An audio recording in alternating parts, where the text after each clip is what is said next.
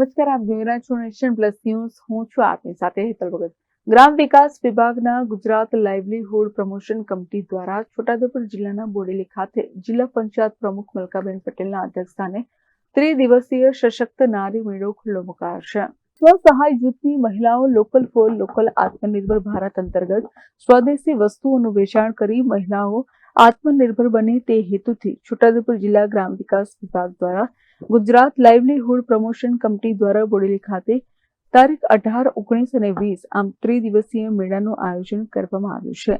જે મેળાને જિલ્લા પંચાયત પ્રમુખ મલકાબેન પટેલના હસ્તે ખુલ્લો મુકાયો હતો અને 125 જેટલા સ્વસહાય જૂથની મહિલાઓ સ્ટોલ લગાવી હાથ બનાવટની વસ્તુઓનું વેચાણ કરી આત્મનિર્ભર ભારત બનાવવાના સંકલ્પને સાકાર કર્યો છે. આ મેળામાં જિલ્લા કલેક્ટર ગાર્ગી જૈન, પ્રાંત અધિકારી ભૂમિકા રાવલ સહિત સંબંધિત અધિકારીઓ અને કર્મચારીઓ ઉપસ્થિત રહ્યા હતા અને સ્વસહાય જૂથની મહિલાઓની બનાવટની ચીજ વસ્તુ ખરીદવા લોકો ઉમટી પડ્યા હતા.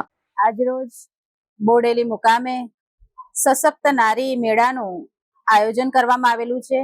આ સશક્ત નારી મેળો 18 તારીખથી એટલે કે આજથી શરૂ થઈ અને 20 તારીખ સુધી 3 દિવસનો આ કાર્યક્રમ ચાલવાનો છે. સશક્ત નારીમાં જે માન્ય નરેન્દ્ર મોદી સાહેબનું જે સ્વપ્ન છે કે દરેક બહેનો આગળ વધે, આત્મનિર્ભર બને અને નિડર બનીને આગળ વધીને પોતાનું અને પોતાના ઘરનું ગુજરાન ચલાવે, એ આજે અમે બહેનો સાથે સંવાદ કર્યો, ચર્ચા કરી, વાતચીત કરી, જેથી અમને જાણવા મળ્યું કે દરેક બહેનો જે પોતાના ઘરનું પણ કામ કરે છે, બધી બહેનો હાઉસવાઇફ છે, ગૃહિણી થઈને પણ સખી મંડળમાં જોડાઈને આટલું સરસ કામ કરી રહી છે. બહેનો દ્વારા જાણવા મળ્યું છે કે પોતે ખેતી કરે છે, પ્રાકૃતિક ખેતી કરે છે અને નાના મોટા જે ધંધા છે જેમ કે માળાઓ બનાવવાનું છે, પ્રાકૃતિક ખેતી છે, શાકભાજી છે અને વિવિધ જાતના અહીં સ્ટોલ લગાડવામાં આવેલા છે. સ્ટોલની પણ અમે મુલાકાત લીધી અને સ્ટોલ ઉપર પણ માટીકામથી લઈ મણકાકામને પહેરવાની દરેક વસ્તુઓ બહેનો જાતે બનાવે છે. પ્રાકૃતિક ખેતીને પણ વેગ આપી રહી છે, જે આપણા માન્ય રાજ્યપાલ સાહેબનું પણ એક સ્વપ્ન છે. અને આ સશક્ત નારી મેળાથી બહેનો ખૂબ આગળ વધી રહી છે.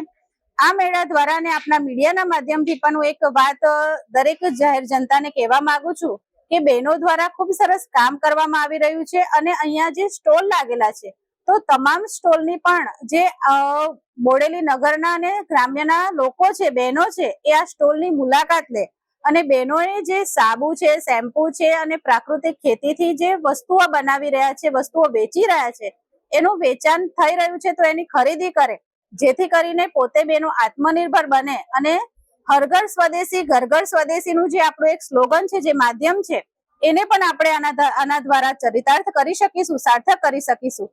તો સૌ ગ્રામજનો, નગરજનોને પણ એક વિનંતી છે કે આ સ્ટોલની સશક્ત નારી મેળાની મુલાકાત લે અને અહીંયાથી જે વસ્તુઓ વેચાણ થઈ છે એને ખરીદી અને ઘર ઘર સ્વદેશી હર ઘર સ્વદેશીને પણ અપનાવે. Rehan Patel, nation plus news, Chhota Udepur. સમાચારોના સતત અપડેટ મેળવવા માટે અમારી નેશન પ્લસ ન્યૂઝની યુટ્યુબ ચેનલને સબસ્ક્રાઇબ કરો, બેલ આઇકન દબાવો અને જોડાયેલા રહો ફેસબુક, ઇન્સ્ટાગ્રામ અને ટ્વિટર પર.